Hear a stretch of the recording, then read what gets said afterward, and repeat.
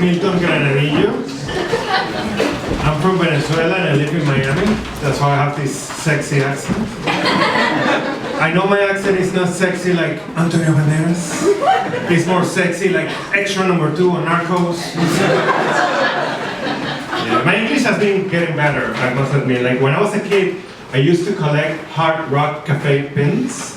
The thing is, in my very precarious English, I thought the plural of pin was penis. So try to imagine that you're a store manager and then this 8-year-old kid comes and he's like, "Sir, I like your penis." "Sir, how much for your penis?" "Where are you going?" "I want your Hard Rock penis." It's terrible. Guys, I just got my green card.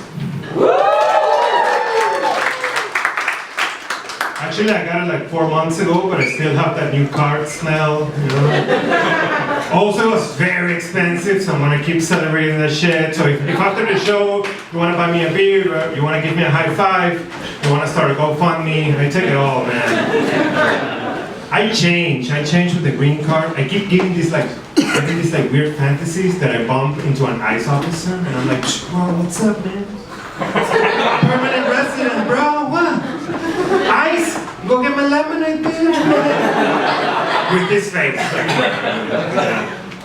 Yeah, it was weird, like filling out all the paperwork, you know. You have to, there's a lot of like race, you have to like check a bunch of boxes. And it's very confusing because I always identify myself as Latino and white. But then I went to the Upper West Side and I saw some white people dancing. And then I was like, "Ah, yes, I am not white." I don't understand how some people talk about race in terms of percentages and fractions. The other day a friend of mine was like, "Hey man, you would like this girl, she's 1/4 Indian." "Well, Jim, I think you're 1/2 racist." And also, how am I supposed to picture this woman by giving me like her recipe? It ends up being like an SAT test. You know, it's like these ladies, one is African American, one is Hispanic. At what point will the cops pull her over?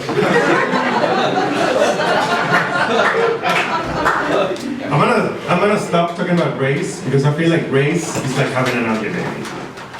You can joke about it only if it's yours. That joke kills in Miami, by the way. No, it doesn't, but it's fine. Back in Miami, I live with my partner. I live with a cat, and I also live with depression. Who here has some sort of mental illness? Yes! Broken people are my people. I love it.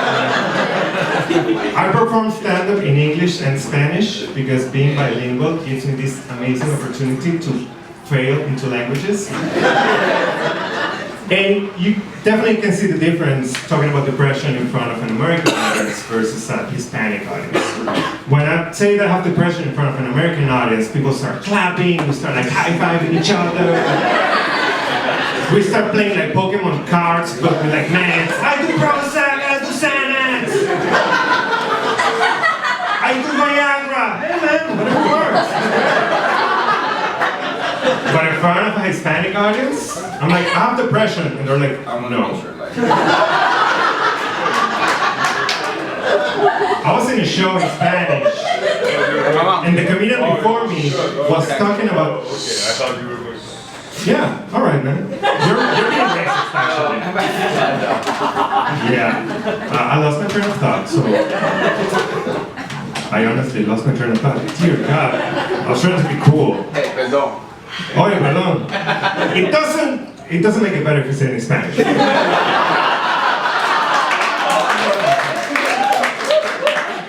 Yes, depression. So yeah, last time I was in a Spanish show, the comedian before me was talking about eating ass. Very graphically. And then I'm like, "I have depression," and they're like, "Too far, too far. We don't talk about that. We don't talk about that, yes." I'm from Venezuela. It's very hard to explain the Venezuelan situation because it's so surreal. Because of all this socialist agenda, there's no food, there's no meat, for example.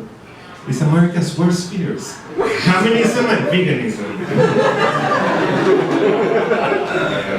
So I feel like every mental illness is important. We need to talk about that. We need to find friends, we need to find help. But sometimes, talking to my psychologist, I feel like an asshole because my psychologist is in Venezuela. So last time I was talking with her, she was like, "Oh, I am so sorry that I came in late to the meeting, but we haven't had electricity in the last 4 days, and I couldn't go up the stairs because there were mugging people in the lobby. So how about you? How are you, Milton?" I'm like, "Well,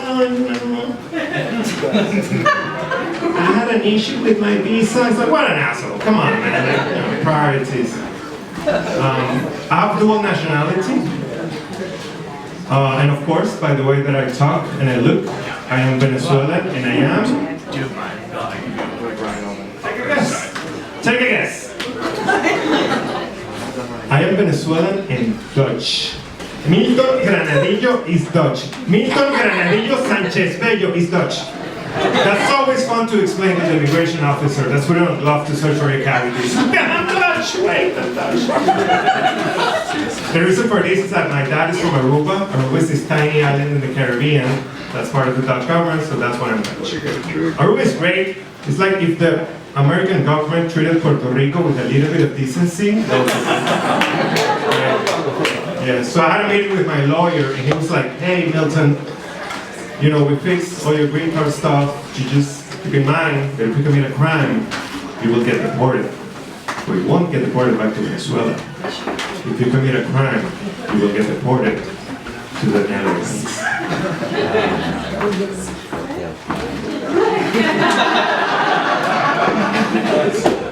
Oh no. So, I stopped him. Thank you guys.